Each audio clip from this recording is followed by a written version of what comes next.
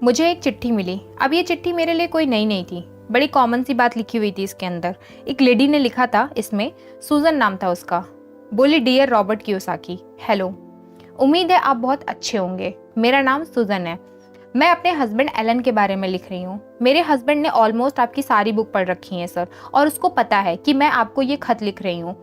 अब आपसे एक एडवाइस चाहिए सर, छोटी सी। पर्सनली मैंने तो आपकी एक भी बुक नहीं पढ़ी। मैं सच सच आपको बता दूं, और आपका पॉइंट ऑफ व्यू भी मुझे नहीं पता, लेकिन वो आपको फॉलो करता है तो आप में कोई ना कोई बात तो होगी। लेकिन सर, मेरा हस्बैंड एक कंपनी के लिए काम करता है। वो कोई नेटवर्क मार्केटिंग टाइप की कंपनी है। ऐसी कंपनी है जो विटामिन के प्रोडक्ट बनाती है और बेचती है। कंपनी अच्छा काम कर रही है, मुझे उनसे कोई प्रॉब्लम नहीं है।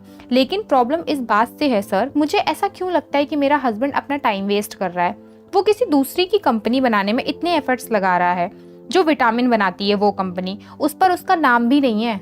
अब वो क्यों इतने एफर्ट्स लगा रहे हैं दूसरे की कंपनी में काम करने के लिए, जबकि उसका मजा तो ऊपर बैठा हुआ आदमी ले रहा है, उसकी मेहनत के मजे। उससे झूठ बोलकर वो लोग काम करवाते हैं कि तुम अपना ही बिजनेस खोल रहे हो।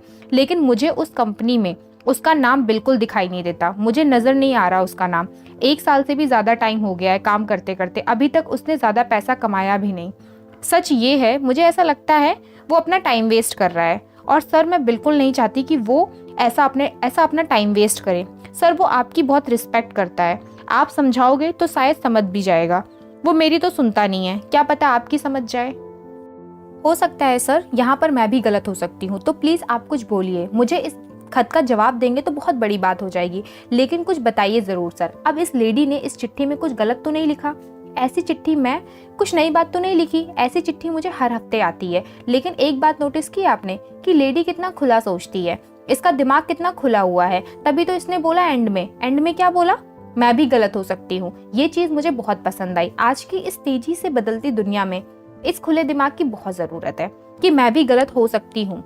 अब इस लेडी की प्रॉब्लम ये है कि इसका हस्बैंड, इसका पति नेटवर्क मार्केटिंग में है, जिसको हम चेन मार्केटिंग भी बोलते हैं। एक को जोड़ो, फिर वो एक आगे 2 को जोड़ेगा, वो 2 आगे 4 को जोड़ेंगे। ये चीज समझ में आती होगी सबको। तो वो उसे बंद करे, क्योंकि वो किसी दूसरे की कंपनी के लिए काम कर रहा है, इतने एफर्ट्स लगा रहा है। पता नहीं वो कंपनी सक्सेसफुल होगी भी या नहीं, और वो कोई अपना बिजनेस शुरू करे।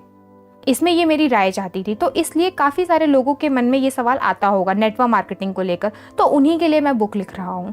प्लीज इस बुक को सुनो तो खुला दिमाग रखकर सुनना, वरना अभी बंद कर दो, कोई दिक्कत नहीं है। तो पहला चैप्टर है, वो क्या चीज है जो एक अमीर आदमी को और ज्यादा अमीर बनाती है। अब एक दिन की बात है, मैं स्कूल के बाद अपने अमीर डैड के ऑफिस में पहुंचा। 15 साल का उस वक्त मैं था। स्कूल अच्छा नहीं लगता था उस वक्त मेरे को। मुझे बनना था अमीर। तो स्कूल में साइंस की क्लास में मेंढक को काटना सिखा रहे थे। मैं सोचता रहता था, ये मरा हुआ मेंढक मुझे कैसे अमीर बनाएगा। यही बात जाकर मैंने अपने अमीर डैडी से पूछी, ये मुझे साइंस के क्लास में मेंढक काटना सिखाते, ये मेंढक मुझे कैसे अमीर बनाएगा।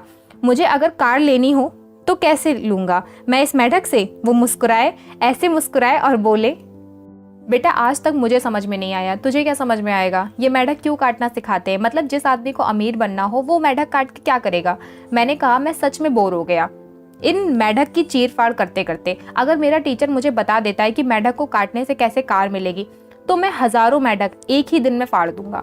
ये सुनते ही वो जोर जोर से हंसने लगे। बोले, कभी डायरेक्टली ये सवाल तू अपने टीचर से पूछता है या फिर मुझसे आकर ही पूछता है। मैंने बोला, हाँ पूछा है ना। तो बोले, क्या जवाब देते हैं वो बस एक ही जवाब देते हैं, अच्छे नंबर लाओ, अच्छी नौकरी पाओ, फिर पैसा पाओ, ऐसा सब। क्योंकि नौकरी से ही पैसा आता है उनके हिसाब से तो। अच्छा, और तुम्हें क्या लगता है? मेरा तो दिल नहीं मानता, मेरा दिल सेटिस्फाइड नहीं होता इसको देखकर। ऐसा जवाब मेरे दिल को नहीं चाहिए।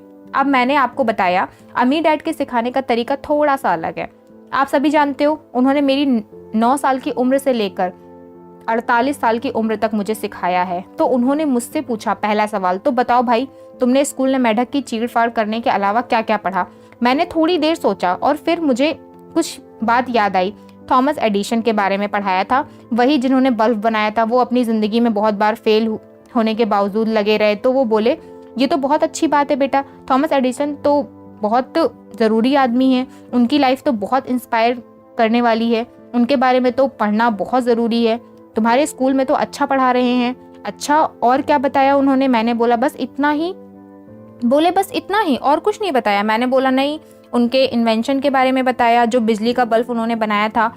अब अमीर डैडी के चेहरे पर स्माइल आ गई। वो बोले पता नहीं ये सिस्टम बिजली के बल्ब से आगे कब बढ़ेगा। वो बोले बेटा तुम्हारे टीचर्स के बारे में बोलते हुए बुरा मत मानना, लेकिन तुम्हारे टीचर ने एक ही पहलू दिखाया है तुम्हें। ये थॉमस एडिशन ने बिजली का बल्ब नहीं बनाया था बल्कि कुछ और किया था, इसलिए वो मेरे हीरो हैं बेटा। मैंने कहा मतलब तो क्यों दुनिया कहती है उन्होंने बल्ब बनाया। अरे भाई ये बात सही है कि उन्होंने बल्ब बनाया, लेकिन बल्ब बनाने वाले, बल्ब बनाने को ट्राई करने वाले वो अकेले नहीं थे।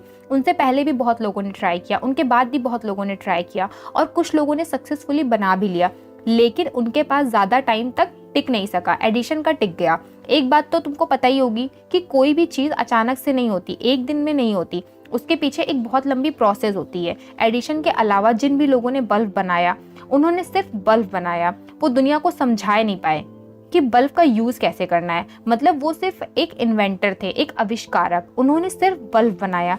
लेकिन एडिशन एक इन्वेंटर होने के साथ साथ एक चालाक बिजनेसमैन भी थे। इन अदर्स वर्ड, एडिशन इस बात को अच्छे से जानते थे कि ये इन्वेंशन के साथ साथ पैसा कैसे कमाया जाए, इसलिए वो सिर्फ इन्वेंशन नहीं करते थे बल्कि अपने इन्वेंशन को लोगों तक पहुंचाते भी थे। अब तुमको पता हो या नहीं, लेकिन वो सिर्फ एक इन्वेंटर नहीं थे बल्कि वो एक जनरल इलेक्ट्रॉनिक कंपनी जैसे कंपनी के फाउंडर भी थे। तुम्हारी टीचर ने ये बात बताई तुमको, मैंने गर्दन हिला दी। नहीं, काश बताई होती, शायद इसी चीज़ को पढ़ने में ज़्यादा इंटरेस्ट आता।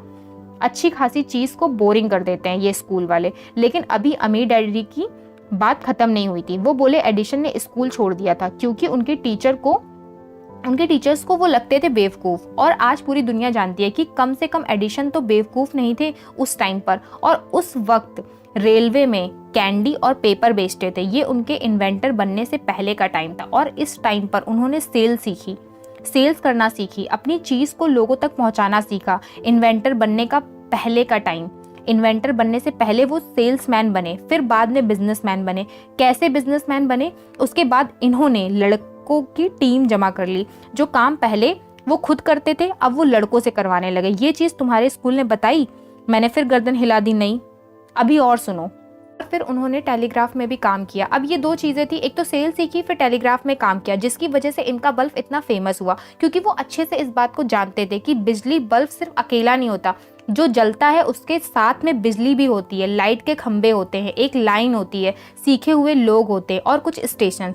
बिजली के बल्ब के साथ एक सिस्टम भी बहुत ज़रूरी है, वो सिस्टम के बिना ये बल्ब काम का नहीं है। तो बहुत छोटी उम्र में एडिशन ने ये सिस्टम की पावर को समझ लिया था। मैं उम्मीद कर रहा हूँ तुम्हारे दिमाग में ये बात घुस रही होगी जो मैं समझाने की कोशिश कर रही हूँ, आगे समझ में आ जाएगा। ये सिस्टम आपके इन्वेंशन के लिए बहुत ज़्यादा ज़रूरी है। तो लोग स्कूल में ये सिस्टम के बारे में नहीं बल्कि सिस्टम का हिस्सा कैसे बने ये सीखने जाते हैं।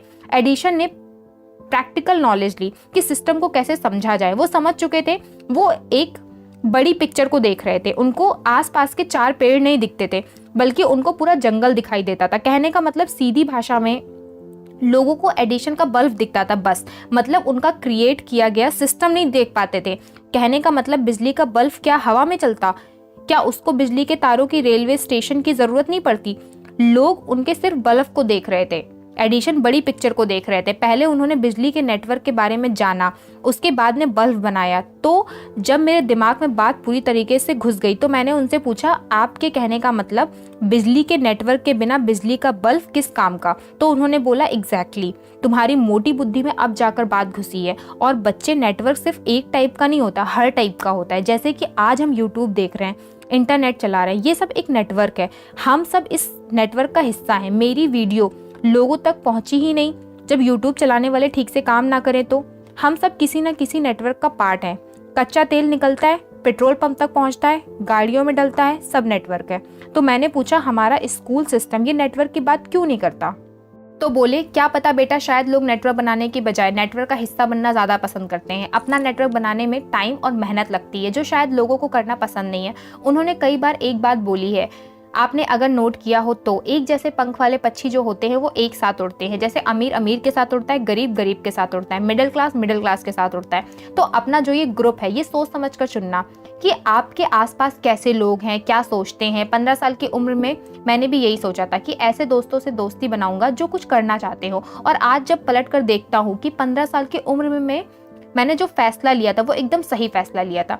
वियतनाम से जब मैं लौटा तो MBA करने जा रहा था। अमीर डैडी ने मुझे रोक लिया, बोले कुछ नहीं सिखाएंगे वहाँ पर, एक वर्कर बनने की ट्रेनिंग देंगे, अमीर लोगों का वर्कर। इससे अच्छा तो ये है कि अमीर आदमी तुमको सिखा रहा है क्या करना है, कैसे करना है, मेरे साथ रहो, मैं तुमको बताऊंगा क्या करना है। और उसके बाद जो उन्होंने बताया वो मैंने किया। इसी के साथ चैप्टर 1 कंप्लीट होता है। बाकी का नेक्स्ट चैप्टर में, आज की वीडियो में बस इतना ही।